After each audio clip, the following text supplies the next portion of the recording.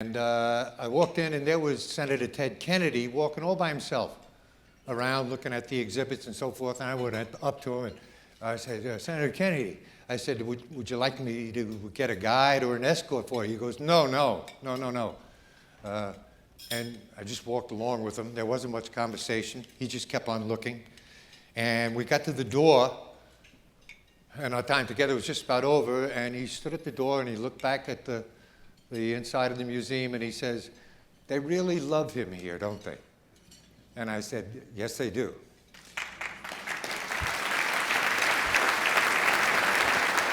And tonight, for Grand Rapids and for Washington, I will just say tonight, we don't love them, only we also miss them.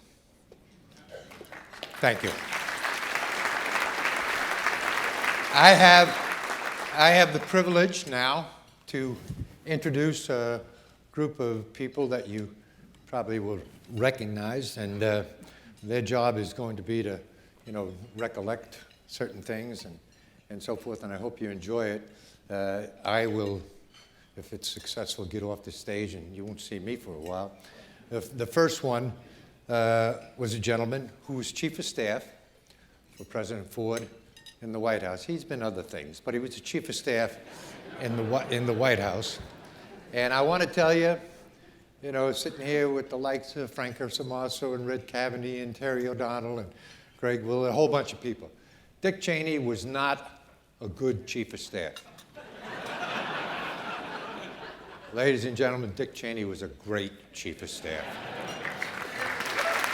Ladies and gentlemen, Vice President Dick Cheney.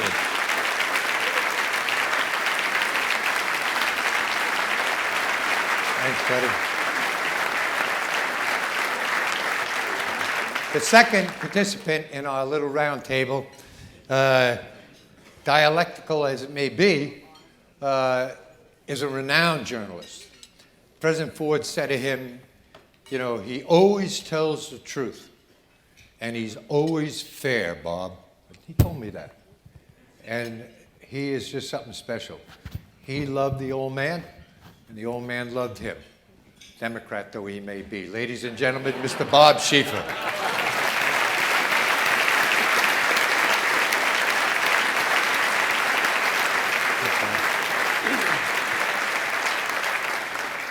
Next, the gentleman that's coming out was a speechwriter and a lawyer in the Nixon administration. And then he continued in the service of President Ford. President Ford said, a good number of years after 1974, he said, I knew that with his talent and knowledge, he wasn't going to be doing long what we had him doing in the White House. Ladies and gentlemen, Mr. Ben Stein.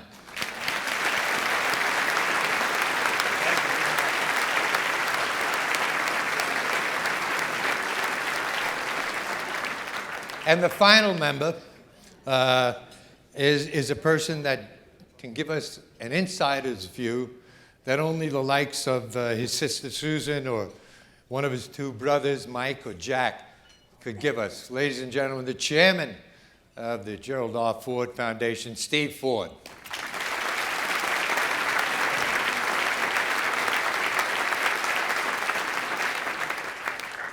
I'm going to throw something out. And if all goes well, I'm going to go down those steps and I don't have to come up again. Mr. Vice President. We'll take it from here, Bob.